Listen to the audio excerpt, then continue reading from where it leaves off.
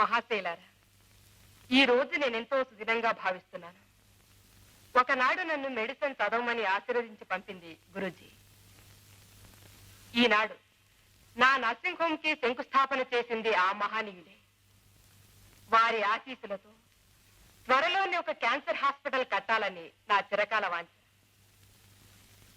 ఎందరో అమాయక ప్రాణుల్ని బలి తీసుకుంటున్న ఆ భయంకరమైన వ్యాధి నివారణకు నా సాయశక్తిలా సేవ చేయాలన్నదే నా ఆశ.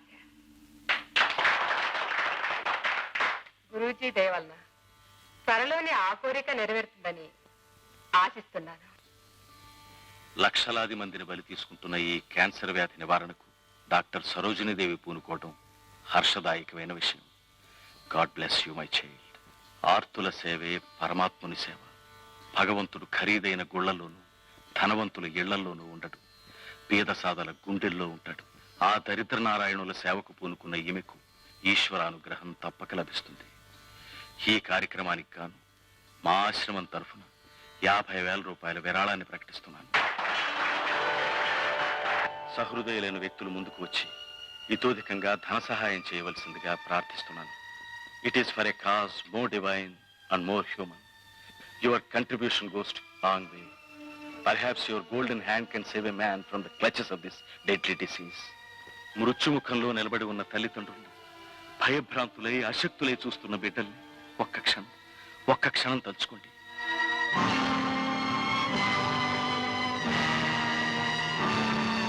ఈ భయంకరమైన వ్యాధికి గురై పసికందుల్ని కాలానికి కర్మానికి వదిలి వెళ్ళిపోతున్న ఆ కన్నవాళ్ల గుండెల్లో తూట్లు పొడిచే వేదనని ఒక్క క్షణం ఆలోచించండి.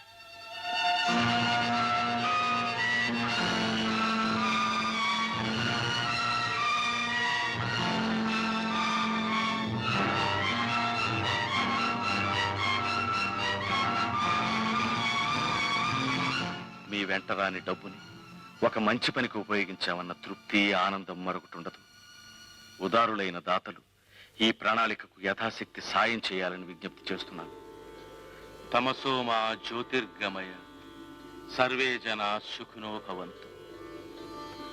ఓం శాంతి శాంతి శాంతి. ఓం శాంతి శాంతి శాంతి.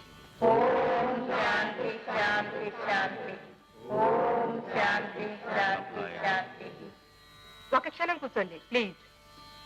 చంద్రం గారు మీరు కూడా. ఈ ప్రణాళిక పట్ల తన హర్షాన్ని వెలిబుచ్చుతూ తన యావదాస్తిని ఈ క్యాన్సర్ హాస్పిటల్ కి సమర్పించడానికి శ్రీమతి గీత గారు నిర్ణయించారని తెలియజేయడానికి నేను ఎంతో సంతోషిస్తూ ఉన్నాను.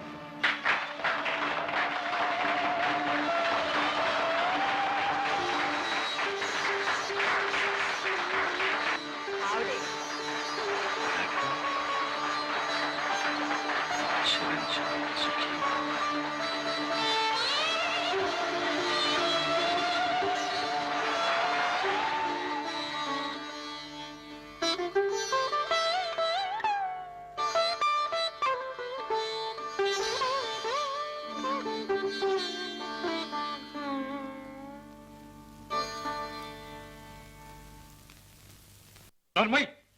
అన్ని లక్షలు వస్తున్న హాస్పిటల్ దానం చేస్తావా?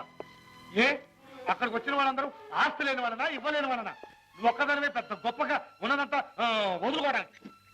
1 10 లక్షలు ఇలా ఉన్న ఆస్తి అంతా ఊడ్చి దానం చేస్తే రేపు ఏం తిందామని ఎలా బతుకుతామని ఉద్దేశం? ఆ దేవుడి దేవల్ల కాలు చేయి సక్రమంగా ఉన్నవాళ్ళం మనమే ఎలా బ్రతుకుతామని బాధపడుతూ ఉంటే ఆ దేవుని శాపానికి గురై భయంకరమైన ఆ వ్యాధికి బలయ్యేవాళ్ళు ఎంత బాధపడతారో ఒక్కసారి ఊహించండి. అదంతా నాకు అనవసరం. లోకంలో ఉన్న వాళ్ళ బాధలన్నీ ఊహించుకుని కరిగిపోతూ నాకున్నదంతా దానం చేసుకోవడానికి నేనేం బుద్ధుని కాదు సిద్ధుని కాదు.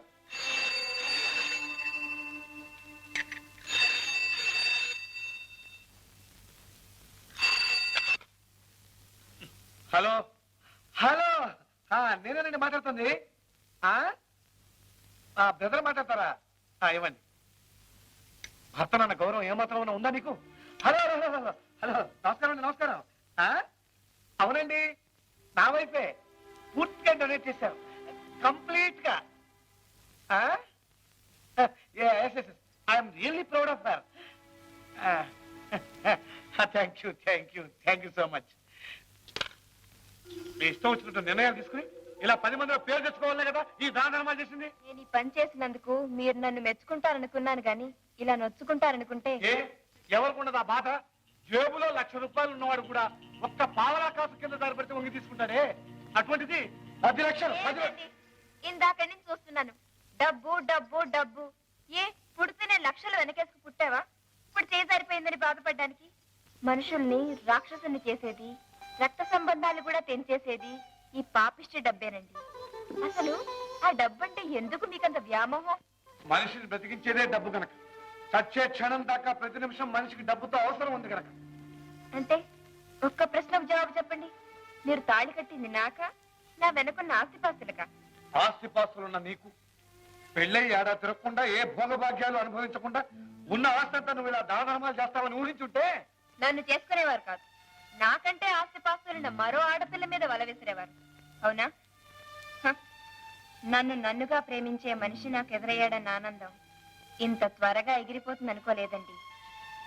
మనిషి తయారు చేసిన రంగు నోట్లు మనిషి కంటే మనసు కంటే గొప్పవి కావండి.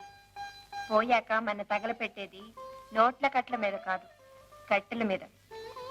ఇంత డబ్బు ఎందుకు దానం చేసావని నిలదీసి అడుగుతున్నారే? గుండెల మీద చెయ్యేసి చెప్పండి. ఈ డబ్బు మందా? మన రెక్కల కష్టం మీద సంపాదించుకున్నదా? మా నాన్నగారు జాలిపడి ఇచ్చిందండి. ఏంటి జాలి పడిచ్చాడా? ఆయన కన్న కూతుర్ని కట్టుకున్నందుకు అల్లుడికి ఇచ్చాడు. ఏ ఆయన బాధ్యత కదా అది? ఎంతటి ఔదార్యం అండి నీ మగజాతికి. నీకు సేవలు చేయడానికని ఒక మనిషిని ఇంటికి తెచ్చుకొని ఆ మనిషిని పోషించడానికి ఆ పిల్ల కన్నవాళ్ళ నుంచి ఆస్తి. బాగుందండి, చాలా బాగుంది. అదే ఇవ్వలేని తండ్రి అయితే ఆ పిల్లని కన్న పాపానికి ఆ పిల్ల మెడలో పసుపు తాడు పడగానే తన మడికి ఉరితాడు బిగించుకోవాలన్నమాట. కానీ నీ అంత తెలివైన మనిషి కాదండి మా నాన్నగారు. అందుకే తనకి పిల్లనిచ్చిన మనిషి నుంచి ఆస్తి రాబట్టుకోలేకపోయారు. మందిప్పించే శక్తి లేక అమ్మని క్యాన్సర్ వ్యాధికి బలి చేసుకున్నారు. ఆ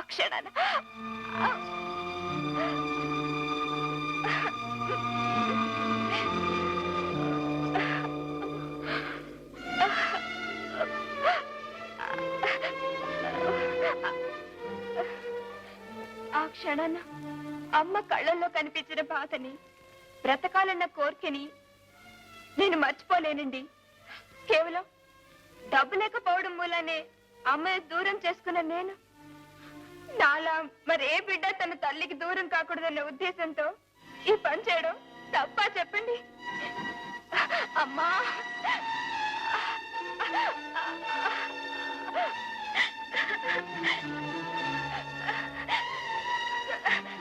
నేను ఈ పని చేసింది పేరు కోసం, ప్రతిష్ట కోసమో కాదండి. సాటి మనిషికి సహాయపడుతున్నా అన్న తృప్తి కోసం.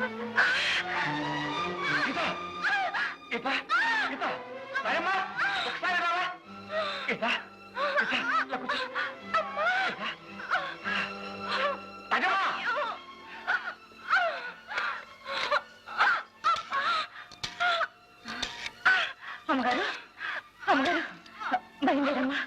మరేం పర్వాలేదు, కంగారు పడమ్మా. అమ్మగారు,